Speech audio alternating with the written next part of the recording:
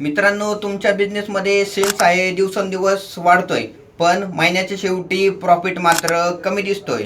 Hello, मी आहे संतोष कावरे. 100 दिवस 100 बिझनेस व्हिडिओ चॅलेंजेसमध्ये आपलं स्वागत आहे. आज आहे व्हिडिओ नंबर 20.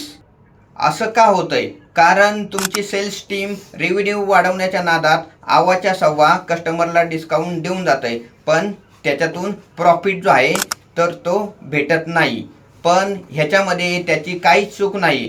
तुम्ही तुमच्या टीमसाठी जो रेव्हेन्यू बेस इन्सेंटिव्ह स्ट्रक्चर ठेवलंय ना, तीच खरी मूळ समस्या आहे. त्यांना फक्त सेल्स वाढवण्यासाठी पैसे मिळतात, मार्जिन वाढवण्यासाठी नाहीये.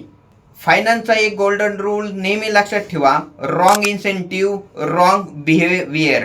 तुम्ही सेल्समनला ज्या गोष्टीसाठी पैसे द्याल त्याच गोष्टी तो करणार, भले त्याच्यामध्ये कंपनीचा तोटा का होईना. उद्याच तुम्ही काय करा, तुमची इन्सेंटिव्ह पॉलिसी बदला. इन्सेंटिव्ह देताना फक्त टोटल सेल्स पाहू नका, तर त्याच्यामधून कंपनीला किती मार्जिन भेटणार आहे आणि तुमच्या पेमेंट कलेक्शनचा क्रायटेरिया त्याच्यामध्ये ॲड करणं आवश्यक आहे.